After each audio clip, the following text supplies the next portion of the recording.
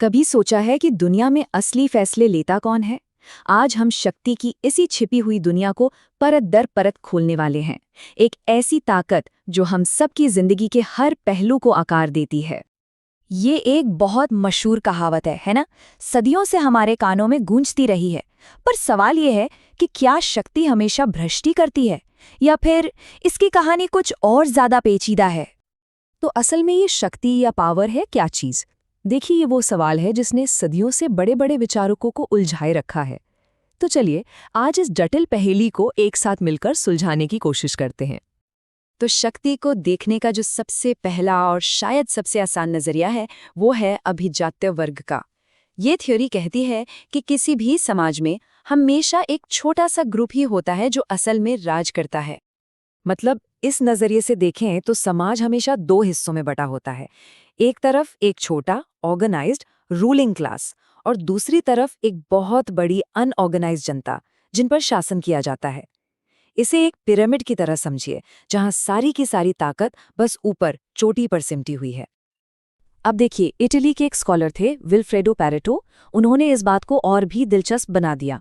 उनका तो ये मानना था कि इतिहास असल में अभिजात वर्ग का कब्रिस्तान है। यहाँ पर दो तरह के एलीट होते हैं, शेर जो अपनी ताकत और बल से शासन करते हैं, और लोमड़ियाँ जो चालाकी और तिकड़न से राज करती हैं। और होता क्या है कि ये दोनों लगातार एक दूसरे की जगह लेते रहते हैं। फिर आते हैं रॉबर्ट मिशेल्स, जो इस विचार को एक कदम और आगे ले गए। उन्होंने कहा कि सच्चा लोकतंत्र या कहिए रूल बाय द पीपल असल में बस एक कल्पना है, एक मिथक है। उनके मुताबिक कोई भी ऑर्गेनाइजेशन हो, चाहे वो कितना भी डेमोक्रेटिक होने का दावा क्यों ना करें, आखिर में जाकर पावर कुछ ही लोगों के हाथों में सिमट जाती है।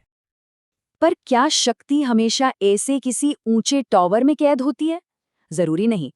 कुछ दूसरे सिद्धांत इसे अलग अलग ग्रुप्स के बीच चलने वाली एक लगातार खींचतान, एक टग ऑफ वॉर के तौर पर देखते हैं। रॉबर्ट दाहल जैसे जो प्लूरलिस्ट्स थे, उनका नजरिया बिल्कुल अलग था। उन्होंने कहा कि अमेरिका जैसे लोकतंत्रों में देखिए, पावर किसी एक ग्रुप के पास नहीं है, बल्कि वो ट्रेड यूनियनों, बिजनेस एसोसिएशंस और सिविल राइट्स ग्रुप्स जैसे कई कंपीटिंग ग्रुप्स के बीच बटी हुई है। और इसी सिस्टम को उन्होंने पॉलीआर्की या बहुतंत्र कहा, मतलब बहुत से लोगों का शासन। वहीं दूसरी तरफ मार्क्सवादियों के लिए तो सारा खेल ही पैसे का है। उनका मानना है कि असली शक्ति तो आर्थिक शक्ति है। मतलब जो वर्ग उत्पादन के साधनों जैसे कि फैक्ट्रियां और जमीन को कंट्रोल करता है, वही आखिर में जाकर पॉलिटिकल पावर को भी कंट्रोल करता है। और सरकार, वो तो बस अमीर वर्ग के हितों को पूरा करने का एक जरिया बनकर रह जाती है। तो अभी तक हमने शक्ति को एक चीज की तरह देखा है, एक संपत्ति, है ना? जैसे कोई ताज हो जिसे जीता जा सकता है या खोया जा सकता है। लेकिन क्या हो अगर हम इसे देखने का अपना तरीका ही पूरी तरह से बदल दें? ये एक क्रांतिकारी सवाल है जो सच में सब कुछ बदल देता है। ये हमें उन बड़ी बड़ी थ्योरी से हटाकर हमारी रोजमर्रा की जिंदगी, हमारी छोटी छोटी बातचीत और रिश्तों की तरफ ले जाता है। और यहीं से हम आते हैं अपने तीसरे नजरिए पर, जो विचारक हन्ना आरेंट का है। उन्होंने शक्ति को देखने का एक बिल्कुल अलग और कह सकते हैं कि कहीं ज्यादा उम्मीद भरा तरीका हमारे सामने रखा। आरेंट के लिए शक्ति का मतलब किसी पर हावी होना या जबरदस्ती करना नहीं है। नहीं, ये दूसरों के साथ मिलकर काम करने की क्षमता है। किसी भी सामाजिक आंदोलन के बारे में सोचकर देखिए, वो लोगों की सामूहिक कार्रवाई से पैदा हुई शक्ति का एक बेहतरीन उदाहरण है। वो इस बात को लेकर एकदम साफ थीं कि सच्ची शक्ति एक सोशल क्रिएशन है। ये किसी एक इंसान की ताकत या सरकार की हिंसा से पूरी तरह से अलग चीज है। और अब हमारा आखिरी नजरिया, जो मिशेल फूको का है, और ये शायद इन सब में सबसे रेवोल्यूशनरी है। ये हमें बताता है कि शायद हम अब तक शक्ति को बिल्कुल गलत जगहों पर ढूंढ रहे थे। देखिए, पारंपरिक सोच तो यही है कि पावर ऊपर से नीचे की तरफ आती है ना? जैसे कोई राजा हो, कोई सरकार या कोई बॉस जो ऊपर से हुक्म देता है। लेकिन फूको ने शक्ति को इस तरह नहीं देखा।